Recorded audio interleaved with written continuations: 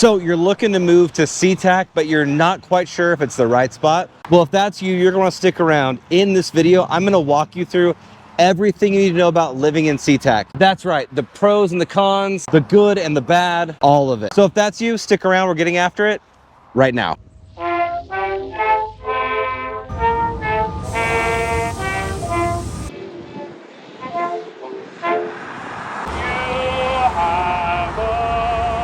Hey, Chris, myself, and our team, we're getting phone calls and texts every single day from people just like you looking to make their move out to Seatac, and we absolutely love it. So whether you're looking at making your move in the next 3 days or the next 3 months, choose phone call, text, or an email so we can help you make that smooth move out here to Seatac. One thing I absolutely love about Seatac is its affordability.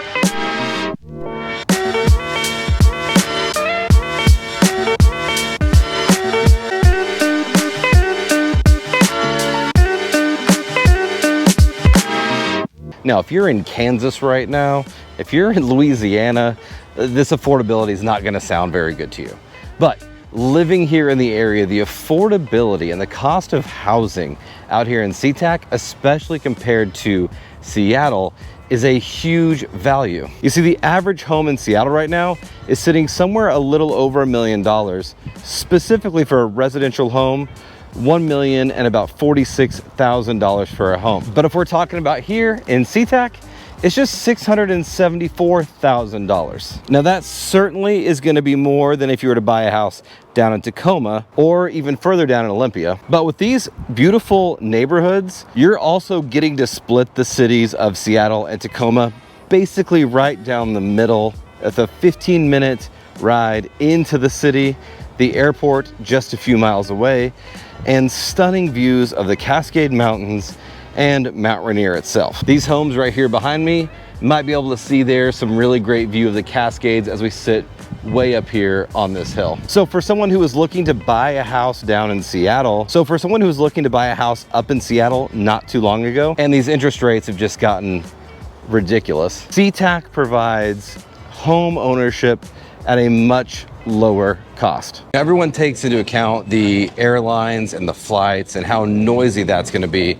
And with the flight pass here at Seatac, you're going to have some pretty extreme airline noise, anywhere from 5 to 7 minutes of a drive, either to the north or the south of the airport, and also about the same going east to west. But what a lot of people don't take into account is this kind of stuff right here.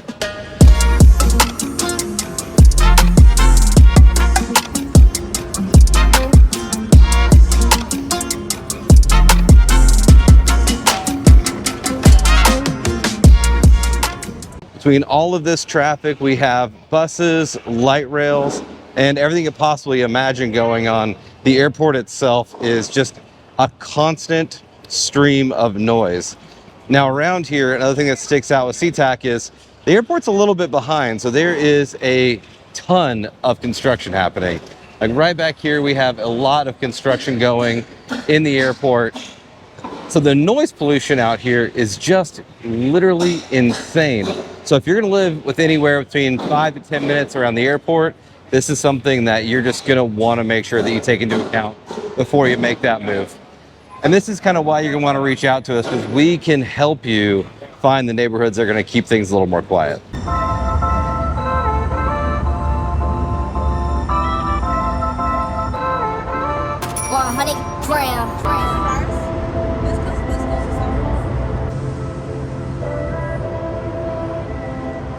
One of the positives is really the proximity to getting into the city.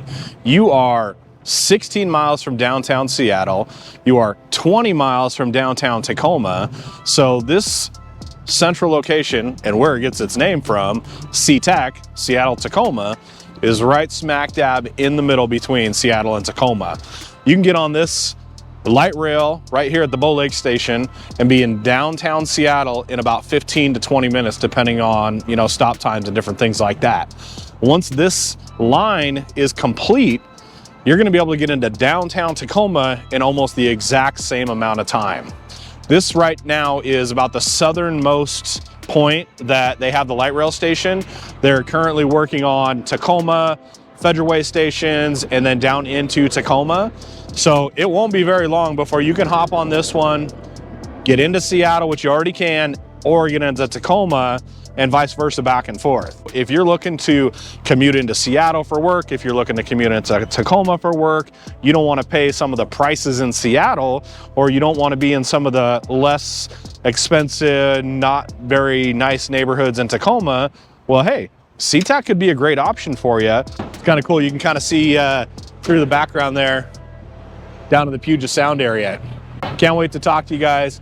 Hit that Zoom link. We want to talk to you. All right, so living in Seatac, one of the biggest pros is this right here, Seattle-Tacoma International Airport.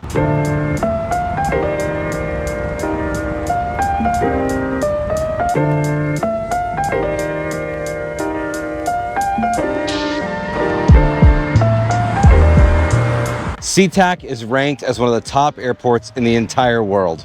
This airport employs over 100,000 people with over 87,000 direct jobs. It is easily the backbone of this community. Seatac in itself is also responsible for over $120 million of revenue for the city of Seatac from people just flying in and spending time around town. It is also perfectly situated right between Seattle and Tacoma, making it incredibly convenient for basically everyone. This is also the best airport in the entire Pacific Northwest.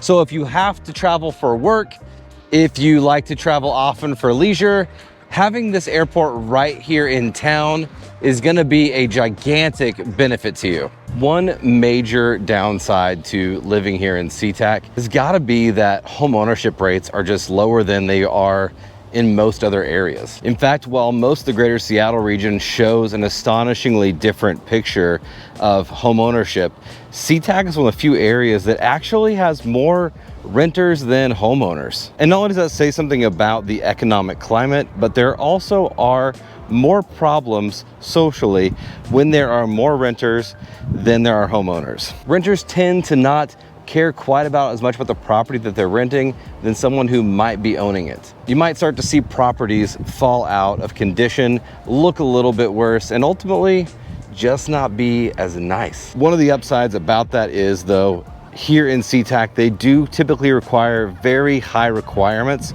for renters. That usually looks something like earning 3 times the amount of your rental, which is somewhere between $2,500 and $3,500, still having a good credit score and having a stable job history.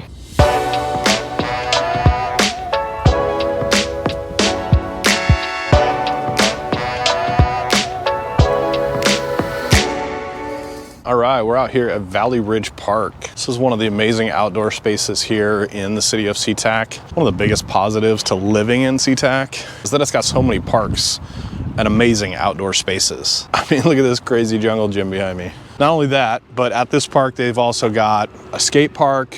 They've got an outdoor basketball court, really nice tennis courts over here, really nice ball fields. We've got really nice soccer fields over here. It's actually right next door to my alma mater, Tye High School. Unfortunately, they're tearing down, but it's gonna be a cool new facility for high school kids here in the area. So really nice school that they're building there. Back to what we were talking about, and this is just one of the parks here in Seatac. Some of the other parks that we've got are North Seatac. That one has some really cool BMX tracks. You've got a pump park, you've got the BMX track where they're holding events over there. That place is really cool. There actually used to be an older BMX track back in the woods there. They closed that down and then moved it out to the new one that they built. They hold races there. So that place is super cool. Really a big attraction, places that we can use to enjoy the beautiful landscape that we've got around here in Washington and in Seatac. At that same park, they've actually got some RC tracks there as well. So the RC tracks that they have over there, they've actually got 2 of them. They've got one that's the dirt track where you've got some jumps and some turns and different things like that. And then they also have the cement track where it's basically just flat and you've got the turns. They've got a covered viewing area where you can stand there with your controller and, you know, look over the track and you know, run your RC car. So that one's pretty cool. That's a unique one that, you know, a lot of places don't have. Another one is the off-leash dog park over there kind of in the south end called Grandview. That one's really neat. There's also a bunch of other little parks here, kind of smattered all over the place here. This one is probably one of my favorite parks in the area, not only because I went to high school right there. I actually used to play soccer and baseball here when I was a kid. So my mom would bring us here, she'd drop us off and, you know, go and hang out, have a few hours without any kids. That was a big part of my childhood, was just having this outdoor space to come and play soccer and play baseball and be with my friends and spend some time outdoors.